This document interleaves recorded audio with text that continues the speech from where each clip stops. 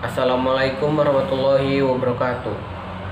Izin memperkenalkan diri, nama saya Alberdauli, NPM 200101069. Di sini saya akan menjelaskan bagian-bagian indera mata dan fungsinya.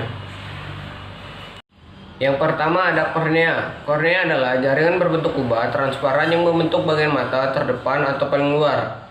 Fungsi kornea adalah sebagai jendela dan sebagai jalan masuk cahaya ke mata kita.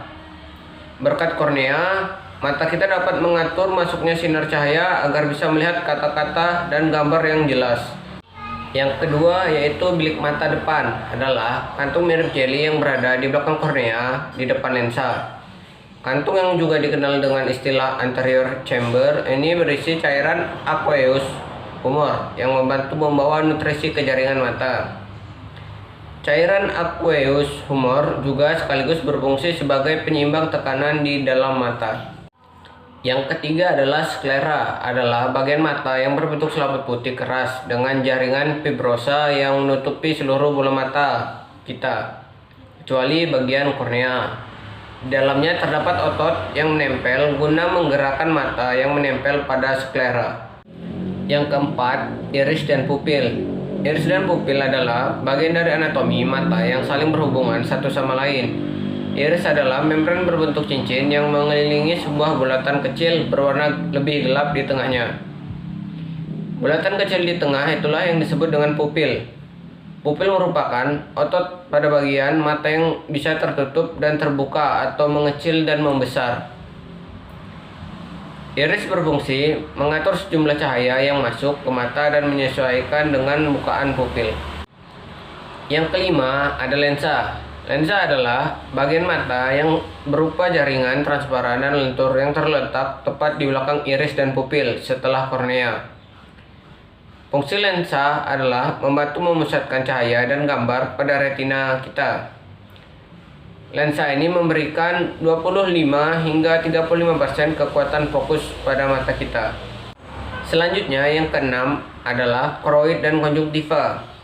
Koroid adalah bagian mata yang berbentuk membran coklat gelap yang terdapat banyak pembuluh darah di dalamnya. Posisinya terletak di antara sklera dan retina. Koroid ini berfungsi untuk memasok darah dan nutrisi ke retina dan ke semua struktur lainnya pada bagian anatomi mata. Sedangkan konjungtiva adalah lapisan tipis jaringan yang menutupi seluruh bagian mata kita yang posisinya ada di depan, kecuali untuk kornea. Yang ketujuh, ada badan vitreous. Vitreous adalah zat seperti jeli yang mengisi bagian dalam, bagian belakang anatomi mata. Seiring waktu, vitreous menjadi lebih encer dan bisa terlepas dari bagian belakang mata. Yang ke-8, retina dan saraf optik. Retina adalah sebuah jaringan yang peka terhadap cahaya. Retina ini melapisi permukaan bagian dalam anatomi mata. Sel di retina bisa mengubah cahaya masuk menjadi impuls listrik. Impuls listrik ini dibawa oleh saraf optik ke otak, yang akhirnya menafsirkan sebagai gambar atau objek yang mata lihat. Yang ke-9 ada makula. Makula adalah area sensitif kecil yang di tengah retina yang memberikan penglihatan sentral. Pada makula terdapat fovea. Fovea terletak di pusat makula dan fungsinya untuk memberikan penglihatan detail yang paling tajam di mata kita. Makula merupakan bagian anatomi mata dengan sel-sel fotoreseptor tingkat tinggi yang dapat mendeteksi cahaya dan mengirimkannya ke otak. Dengan kata lain, makula memiliki peran besar agar kita dapat melihat berbagai warna dan detail dari suatu objek dengan sangat jelas. Yang ke-10 atau yang terakhir adalah kelopak mata. Meski terletak di bagian terluar, kelopak mata atau palpebra adalah bagian anatomi mata dengan fungsi yang tak kalah penting dengan bagian lainnya.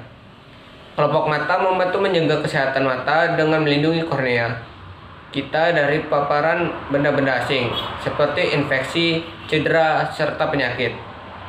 Selain itu, kelopak mata juga membantu agar air mata tersebar dengan merata pada permukaan mata, terutama jika kelopak mata tertutup. Hal ini tentunya membantu melumasi mata dan mencegah kondisi mata kering. Mungkin hanya itu saja yang dapat saya jelaskan. Kurang dan lebihnya saya mohon maaf. Saya akhiri. Wassalamualaikum warahmatullahi wabarakatuh.